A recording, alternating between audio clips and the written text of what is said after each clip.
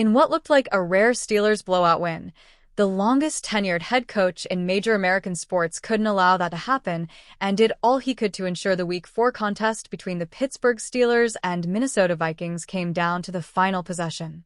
On fourth and half of football, with just over a minute remaining, the Steelers had a chance to put the game on ice, despite a late Vikings rally. Instead, Mike Tomlin opted to punt the ball because of course he did. Corliss Whiteman then sent the ball to Denmark on the punt, as it flew out of the back of the end zone.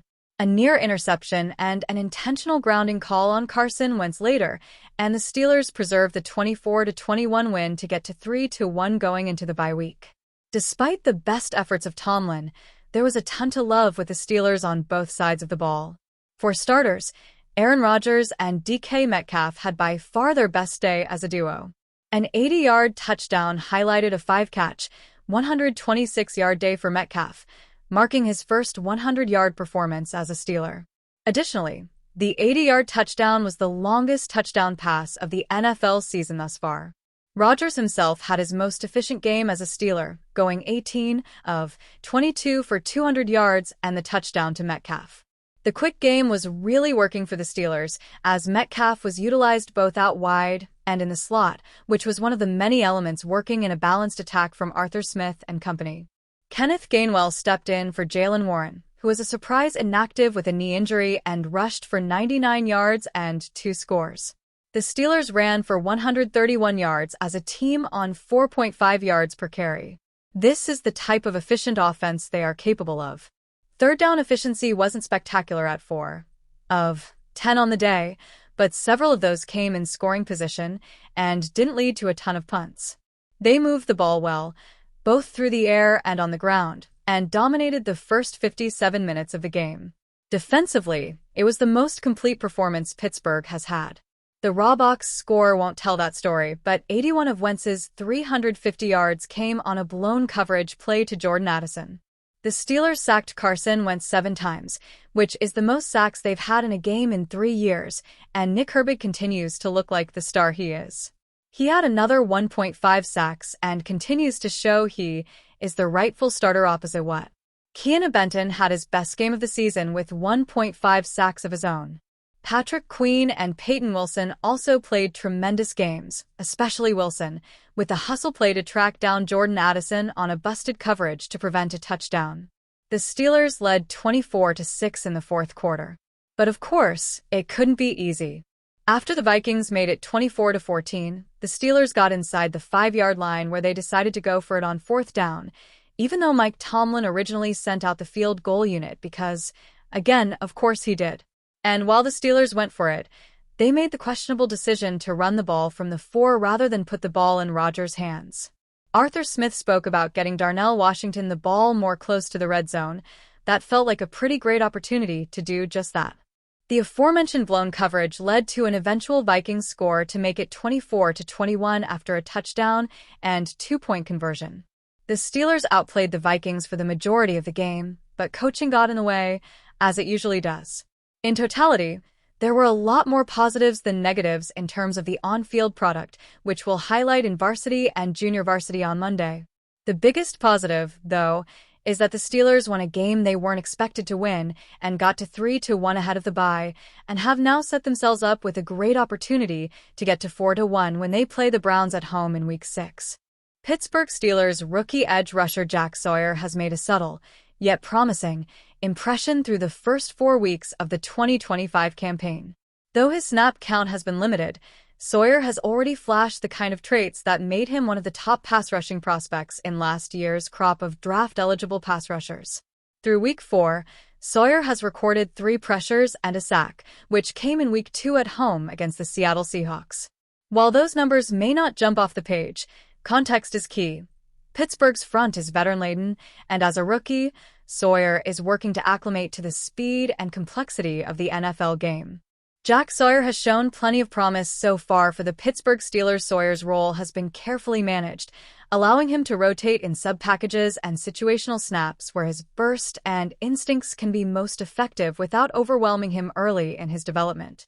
The Steelers have historically taken a measured approach with young edge players, especially in a front with established pass rushers and a defensive identity built around discipline and gap integrity.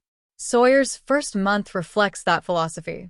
He's been able to contribute without being asked to carry the load, showing flashes of explosiveness off the edge and the ability to bend around the corner in controlled situations. His Week 2 sack highlighted his timing and burst, giving a glimpse of the disruptive potential Pittsburgh hopes to harness as the season progresses. As Sawyer continues to become comfortable with NFL tempo, his snap count should continue to rise. Increased reps will allow him to become more comfortable with the speed of the game, while also further developing synergy with the Steelers' rotation. Pittsburgh's defensive scheme, which emphasizes disciplined reads and coordinated pressure, can serve as an ideal environment for a rookie edge rusher to grow. Learning to navigate responsibilities within that system will help Sawyer avoid early mistakes while maximizing his impact on each snap. While it's early, the signs are encouraging for the fourth-round pick out of Columbus.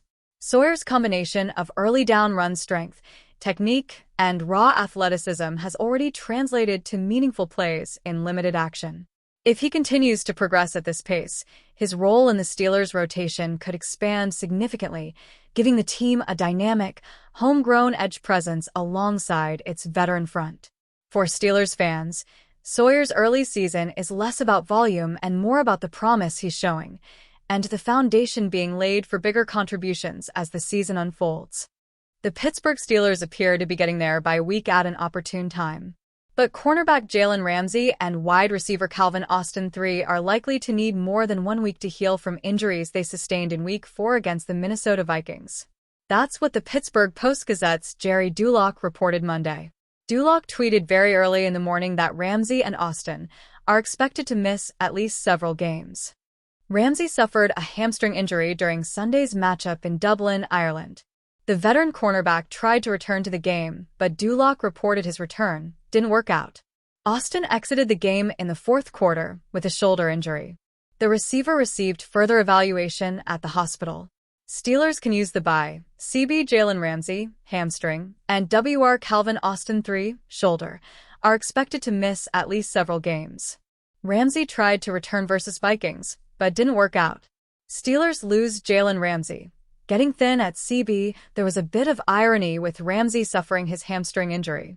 On the first Steelers' defensive possession of the game, the veteran cornerback mimed a hamstring ailment during a touchdown celebration. Like the hamstring issue, the touchdown wasn't real, as the officials ruled the fumble Ramsey returned out of bounds before he picked it up. Ramsey didn't get another opportunity at a return touchdown but did suffer a real hamstring injury.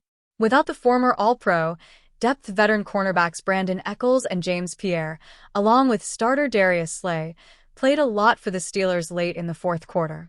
During Ramsey's absence, the Steelers gave up an 81-yard reception to Jordan Addison. If there's any good news about the Steelers' secondary, it's that other players are getting healthy. Safety DeShaun Elliott returned Sunday. Cornerback Joey Porter Jr. didn't, but he was at least questionable to play in Ireland. Injury setbacks are always possible, but Porter appears to have a strong chance to play in Pittsburgh's next game after the bye week. The question, though, is how long will the several games prognosis Dulac reported actually be? If the Steelers place Ramsey on injured reserve, he won't be eligible to play again until November 9th.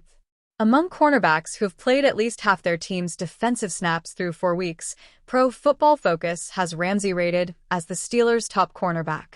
The PFF player grades also have Ramsey ranked as the number 5 cornerback in the entire league.